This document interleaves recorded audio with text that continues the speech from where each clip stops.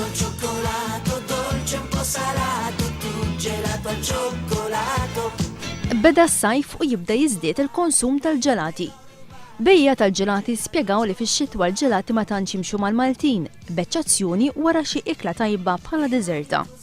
Għaldaqstant il-bejja jistennew bil-ħerqa l-istaġun tas-sajf. Aħna affettwana ħafna il-season u speċjalment meta jispiċċaw it-tfal mill-iskola. Għax iktar ikollhom ħin liberu, bħal meta jiġu mal-parents, turisti. Minn ġelati b'tomit tradizzjonali bħal vanilla, ċikkolata, frawli, għal ġelati aktar imħawra, bi frott, lews, ħelu u dak kollu li wieħed jixtieq. Hemm imbagħad il-graniti u ġelati tas-silġ infarrak. Dawk involuti fil-qasam jgħidulek li l-għażla tal-ġelat hija xi ħaġa personali.